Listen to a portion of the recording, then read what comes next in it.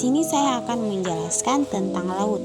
Laut adalah massa air asin yang luas yang menutupi sekitar 71% permukaan bumi, berfungsi sebagai penyokong kehidupan, pengatur iklim, dan penyimpan energi.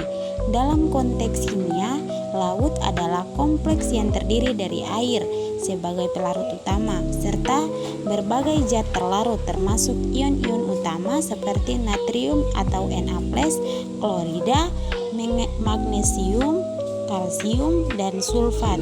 Salinitas laut yang berkisar rata-rata 35 gram per kilogram air mencerminkan jumlah zat terlarut ini, sementara pH laut yang berkisar antara 7,5 hingga 8,4 menunjukkan sifat alkalinya.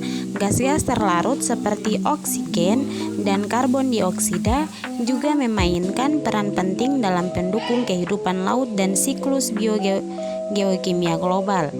Dalam kimia kelautan, materi yang dipelajari meliputi kompleks air laut, siklus biogeokimia, proses kimia, populasi laut dan interaksinya dengan atmosfer dan litosfer.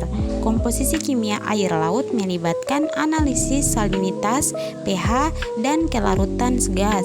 Siklus biogeokimia seperti siklus karbon, nitrogen, dan sulfur menjelaskan pergerakan unsur-unsur melalui ekosistem laut. Misalnya, karbon dioksida yang diserap laut membentuk asam karbonat yang terurai menjadi ion bikarbonat dan karbonat, mengaruhi kemampuan organisme laut seperti terumbu karang untuk membentuk kalsium karbonat.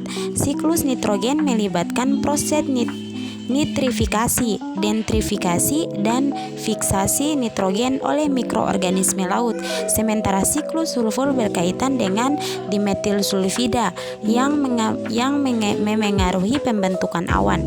Proses kimia di laut melibatkan kelarutan gas yang dipengaruhi oleh suhu, tekanan, dan salinitas serta reaksi asam basa yang dipengaruhi oleh aktivitas biologis dan antropogenetik. Proses presipitasi dan pelarutan mineral seperti pembentukan CaCO3 oleh organisme laut juga penting dalam mempertahankan keseimbangan kimiawi laut.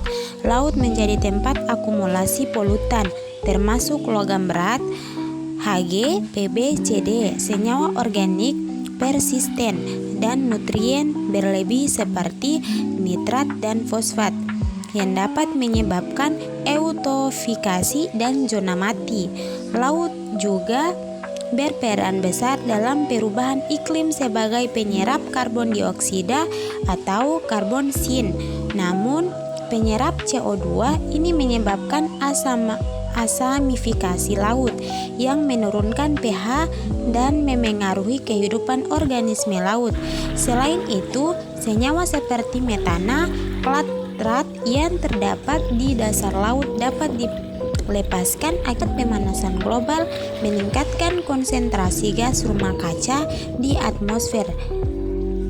Dalam aplikasinya, kimia kelautan mencakup teknologi desalinitas untuk menghasilkan air tawar, pemanfaatan mineral laut seperti magnesium dan lithium, serta pengolahan limbah untuk menjaga kualitas ekosistem laut.